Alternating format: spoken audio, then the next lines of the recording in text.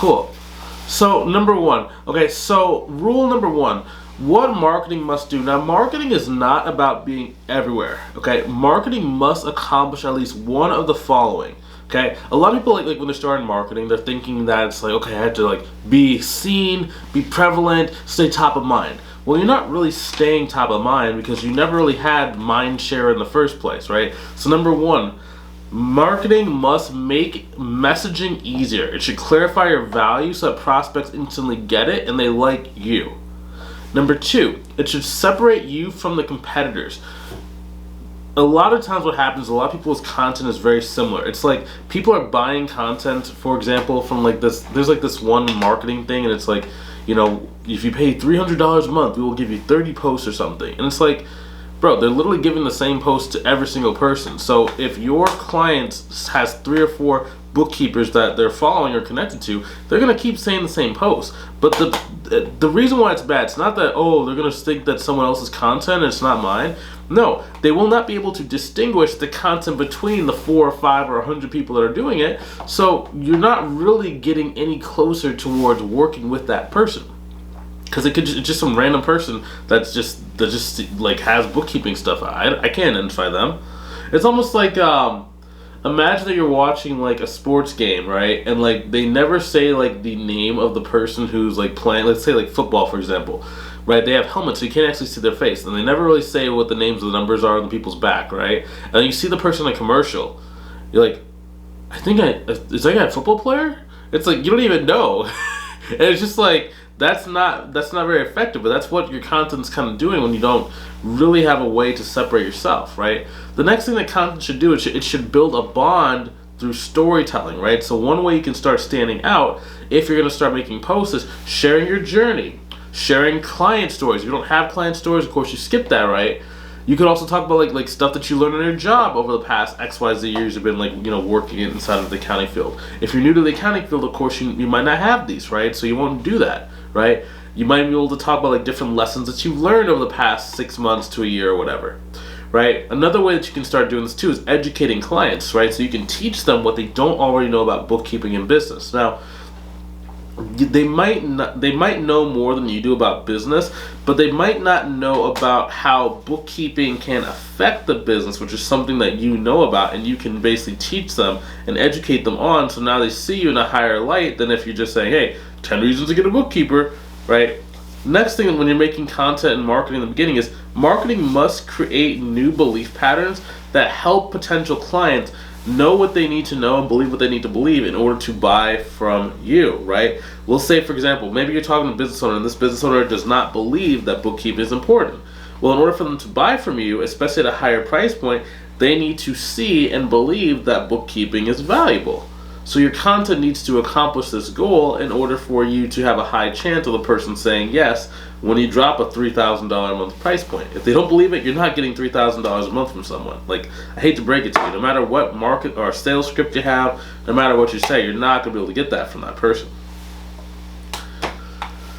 And hey, if your marketing is not doing any of those, you're really wasting your time. And like, if you don't know how to do any of those things, that's one thing we teach inside of our mentorship program. But this is also a reason why I say, like, unless you're doing like, you know, 3 to 5K per month, you probably should not be making content. Because all the stuff that you're saying in your consultation calls to get people to say yes consistently is the same thing that you put inside of your content. So if you're not getting clients for free, it's going to be very hard to get them like in a paid environment. Okay. Next slide. Rule number 2. Do not pay, and this actually kind of builds on the last point, do not pay for ads without client-funded growth.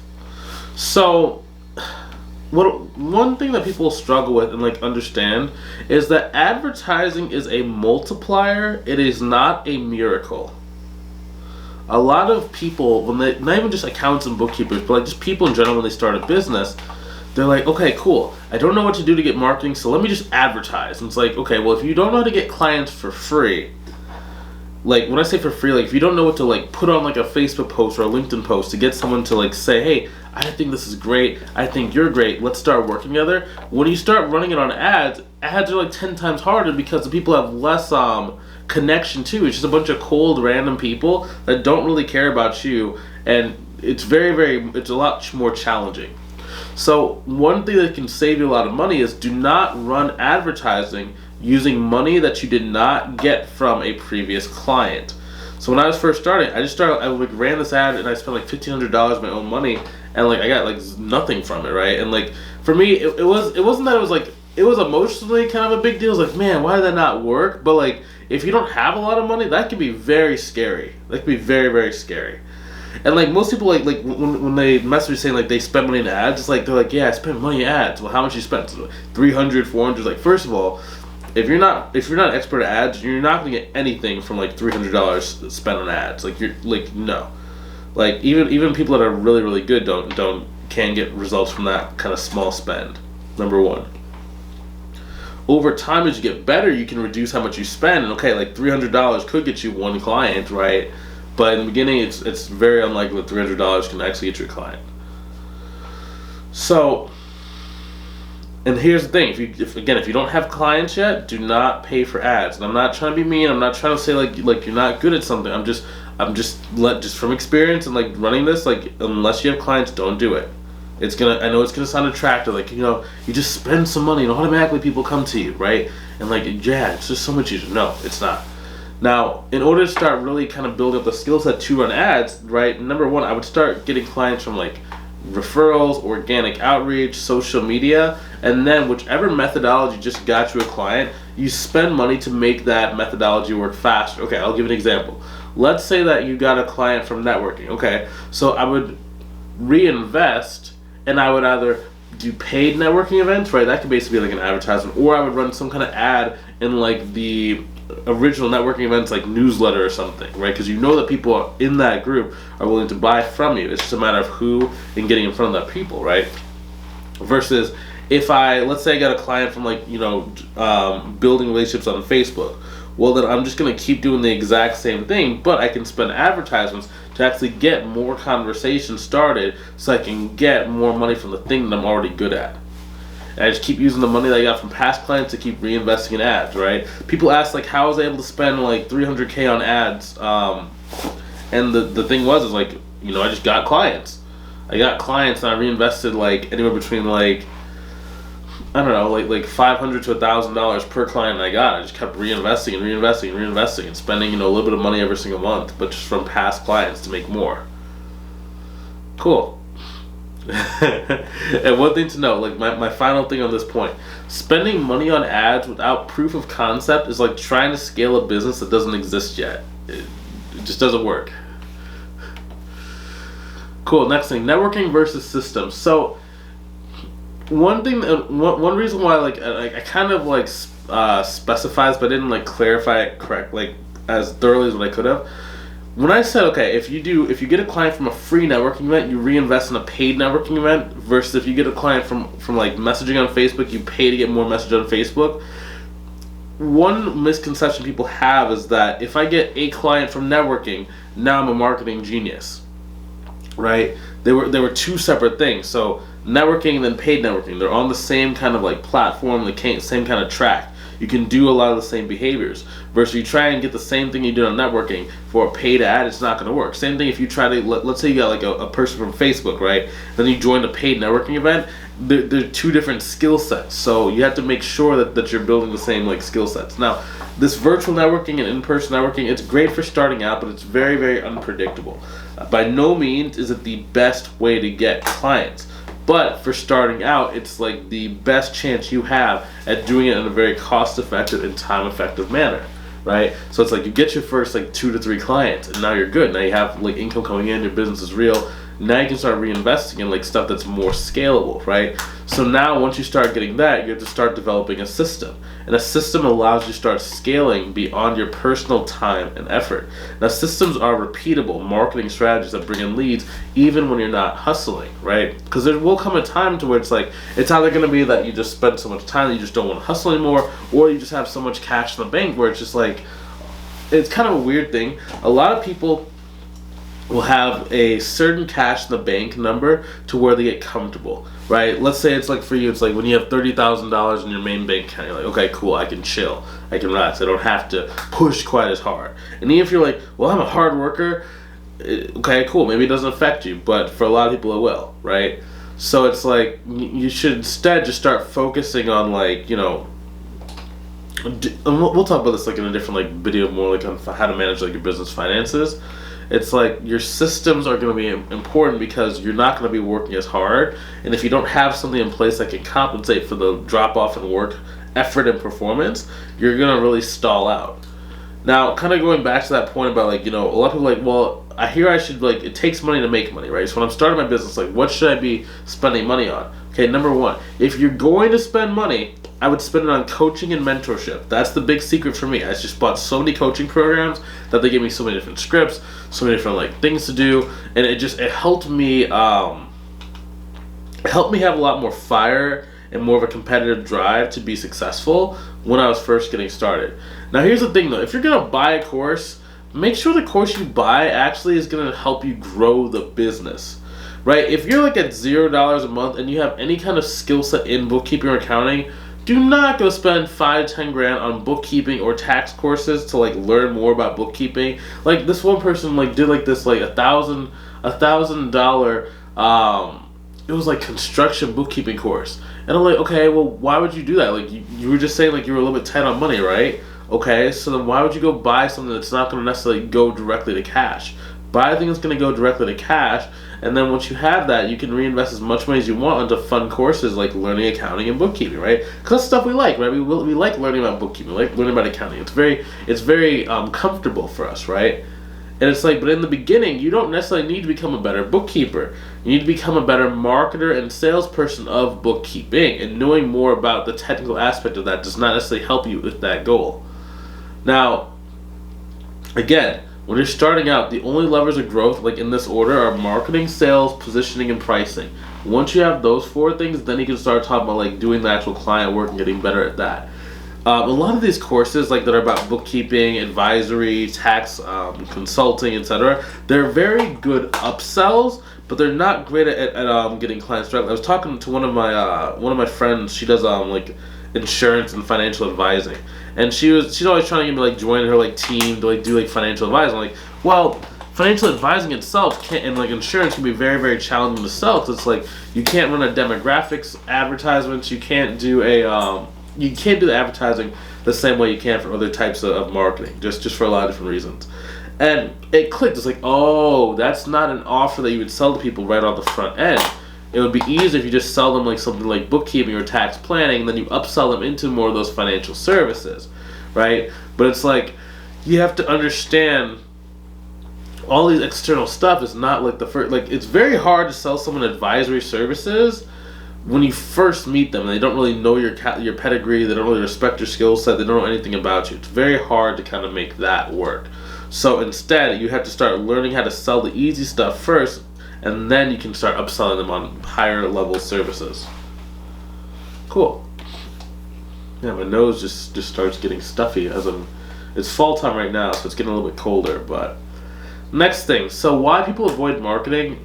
So marketing generally makes us feel uncomfortable because it pushes you outside of your comfort zone.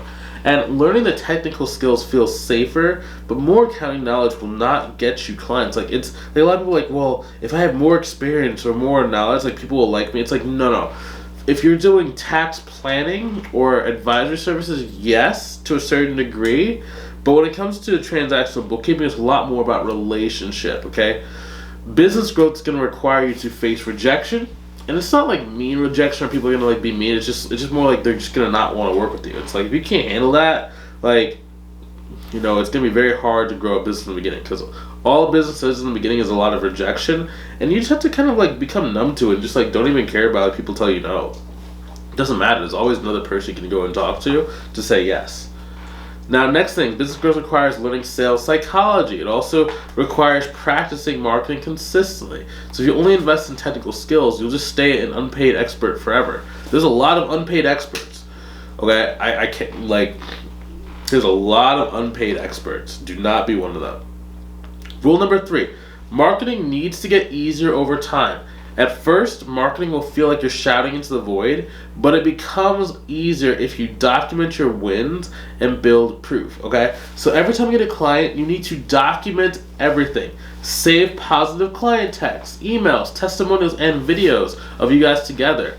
Store them in a dedicated wins folder in your Google Drive, and then use them inside of your future marketing. It builds credibility. Like, a lot of the times, like for example, like I'll give you a tangible example. For my mentorship program, I don't have to make big claims because I have a lot of testimonials. I have recorded videos of us like actually working through coaching calls. I have documentary, like I have so much proof that like what we say is true that I don't have to tell you like, okay, you're gonna make $1 billion tomorrow, right? It's the same thing with like bookkeeping and accounting. The more that you can show that you're helping people, like let's say you're doing tax planning, if you can show how much money you've saved people in the past, oh my gosh, that works so well. Just talk about the past, and it's going to make your future way easier. Okay? Remember, proof creates demand. As your client results grow, your content should increasingly highlight what you're doing for clients. Prospects also want what other people have, right? So social proof is going to create demand.